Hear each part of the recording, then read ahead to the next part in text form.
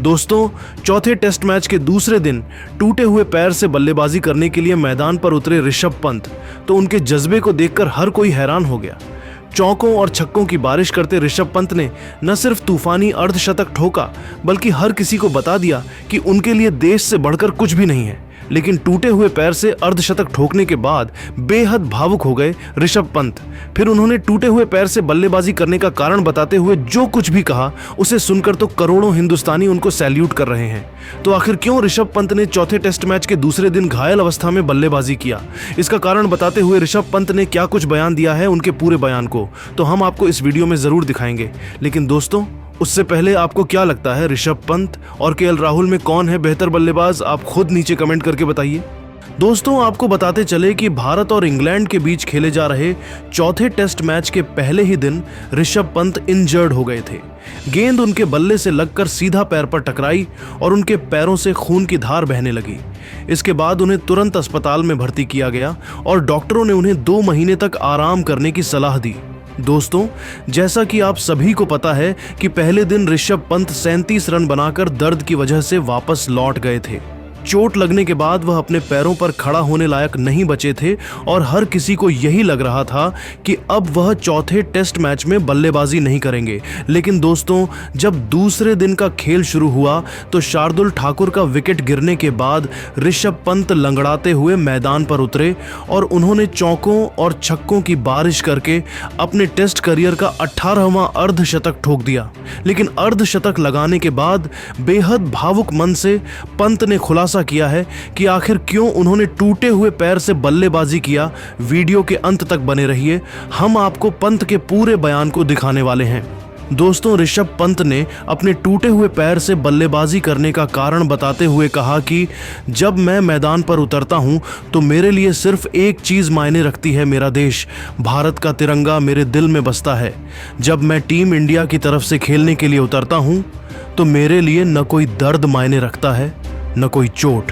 पहले दिन जब मैं 37 रन बनाकर खेल रहा था तब सब कुछ ठीक लग रहा था। साईं सुदर्शन के साथ मिलकर हम एक ऐसी साझेदारी बना रहे थे जो इंग्लैंड के गेंदबाजों के लिए चुनौती बन रही थी। लेकिन तभी क्रिस वॉक्स की एक गेंद मेरे पैर पर लगी। गेंद बल्ले को छूकर मेरे पैर से टकराई और उसका इम्पैक्ट इतना भयानक था कि खून बहने लगा। दर्द इतना था कि मैं चल भी नहीं पा रहा था। मुझे मैदान से बाहर ले जाया गया, अस्पताल ले जाया गया। डॉक्टरों ने कहा कि मुझे आराम करना होगा, लेकिन मेरा दिल बार बार यही कह रहा था, ऋषभ, तेरा देश तुझे बुला रहा है। मैंने उस रात बिस्तर पर लेटे हुए सोचा, अगर मैं मैदान पर नहीं उतरा तो मेरी टीम मुश्किल में पड़ सकती है। हमारे टॉप ऑर्डर के बल्लेबाज पहले ही पवेलियन लौट चुके थे। मुझे डर था कि अगर हमारी पहली पारी में बड़ा स्कोर नहीं बना तो इंग्लैंड को फायदा हो जाएगा। ओल्ड ट्रैफर्ड में भारत ने पहले कभी टेस्ट नहीं जीता। उस स्टेडियम की मनहूसियत मुझे पता थी, लेकिन मुझ में एक हौसला था। मैंने ठान लिया था कि चाहे कुछ भी हो जाए मैं अपने देश के लिए मैदान पर उतरूंगा।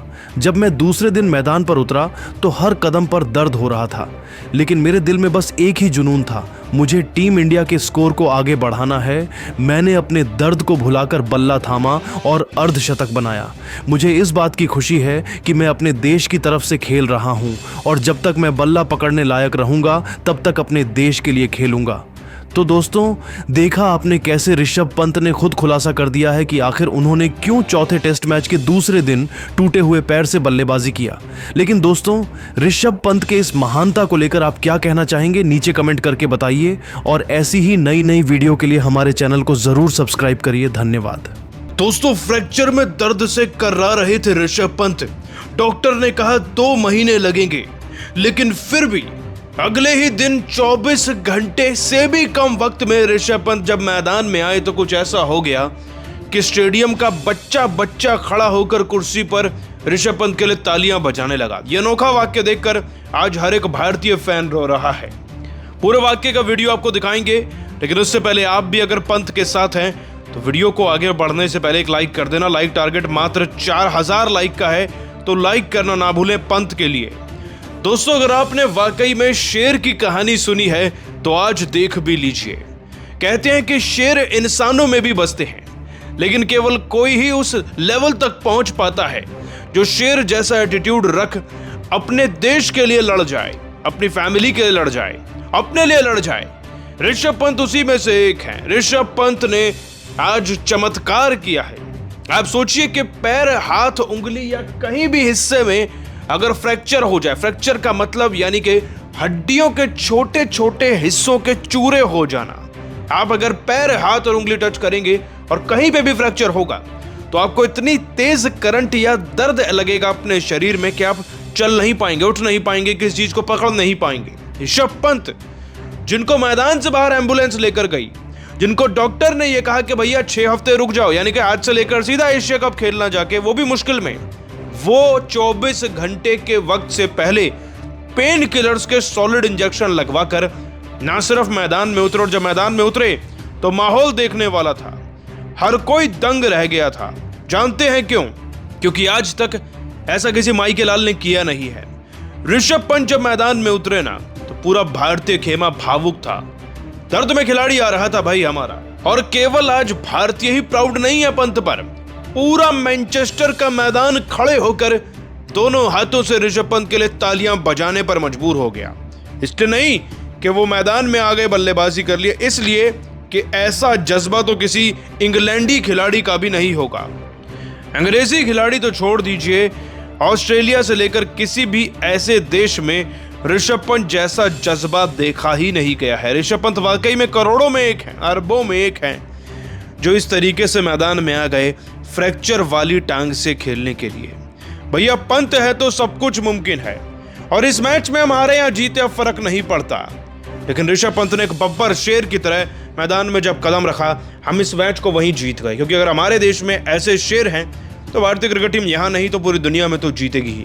वैसे आप सभी ऋषभ पंत के जज्बे को सलाम करते हुए 10 में से कितने नंबर देंगे, नीचे कमेंट कर जरूर बताइएगा। नमस्ते दोस्तों, क्या हाल चाल हैं आप सबके। आज हम बात करने वाले हैं भारत और इंग्लैंड के बीच खेले जा रहे हैं चौथे टेस्ट मैच के दूसरे दिन के बारे में, जो कि बहुत ही ज्यादा धमाकेदार रहा।